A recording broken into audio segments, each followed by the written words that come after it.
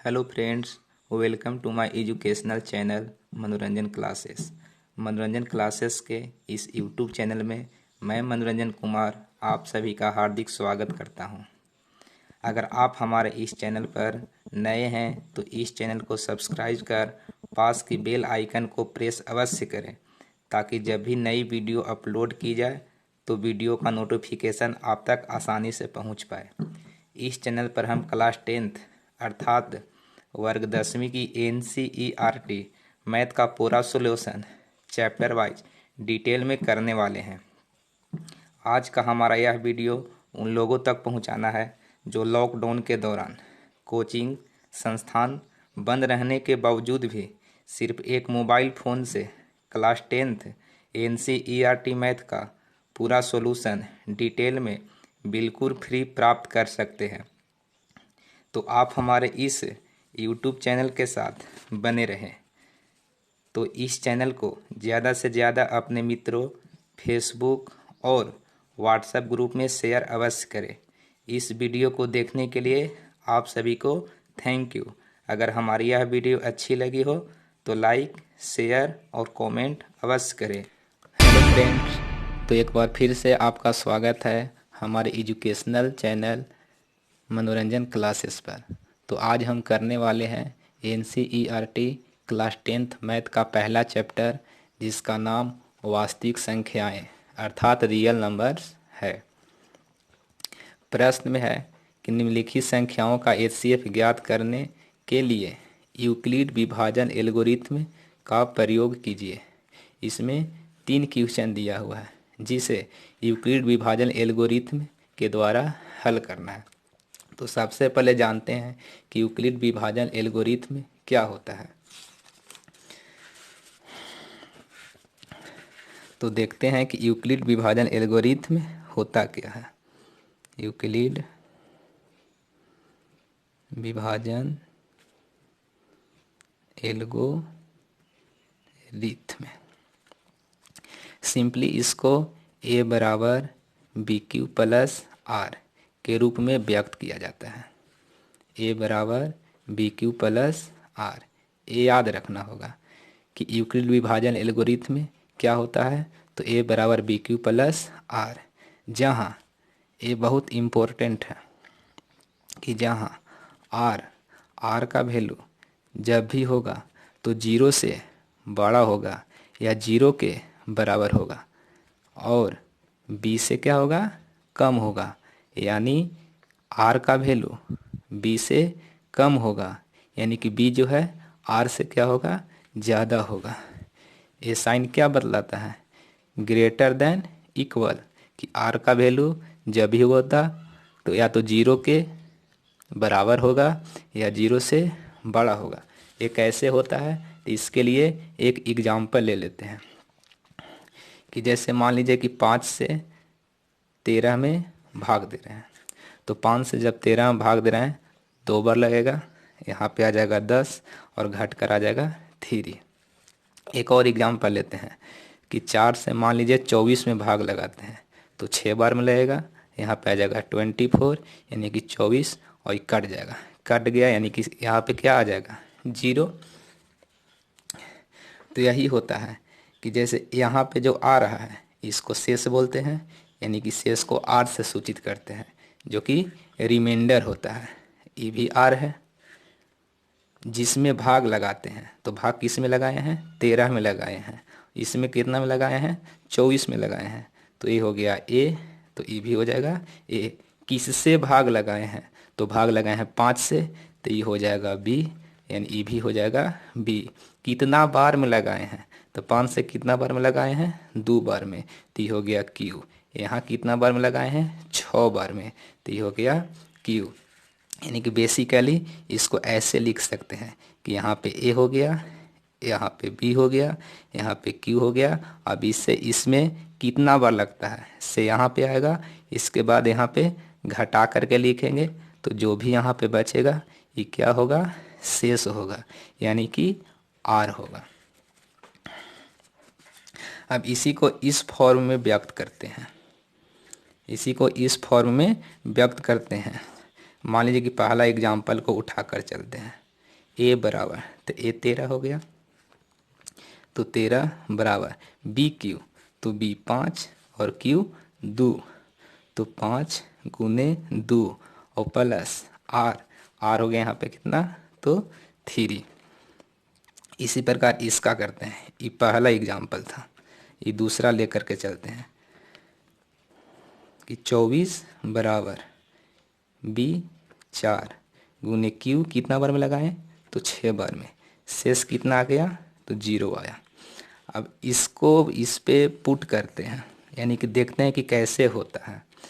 कि जैसे यहाँ देख रहे हैं कि ई हो गया आर, यहाँ पे भी ई हो गया आर, यहाँ पे क्यू 2 हो गया और यहाँ पे क्यू 6 हो गया, यानी कि क्यू हो गया और ये भी क्यू हो गया, ये बी हो गया और ये भी बी हो गया, और ये क्या हो गया, ए, ये क्या हो गया, ए। तो यहाँ से देखते हैं कि क्या बोला जा रहा था कि आर का वैल्यू या तो 0 होगा या 0 से बड़ा होगा।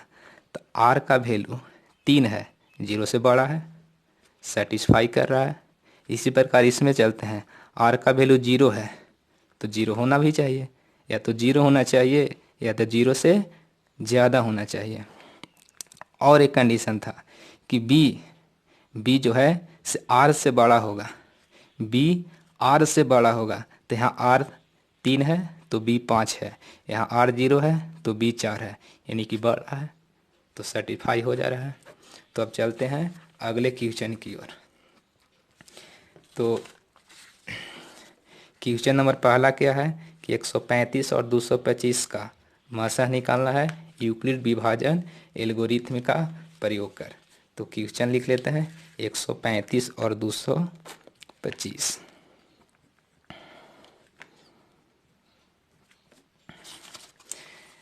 देखिए, इसको हल करने के लिए सबसे पहले क्या कीजिए कि भाग विधि द्वारा मासा निकाल लेते हैं। भाग विधि द्वारा मासा निकालते हैं तो छोटा से बड़ा में लगेगा, तो 135 से लगाएंगे 225 में, एक बार में लगेगा तो यहाँ पे आ जाएगा 135।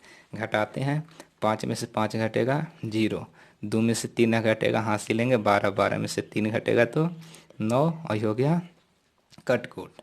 अब मासा हमें जानते हैं कि अगर यहाँ पे जब तक 0 नहीं आएगा तो आगे बढ़ते जाता है।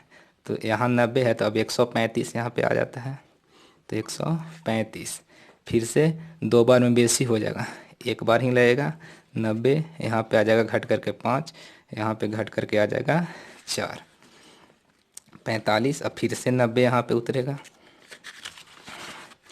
तो अब की बार में 2 से लगेगा और 2 से 90 कट जाएगा, तो यहाँ पे शेषफल क्या आ गया 0।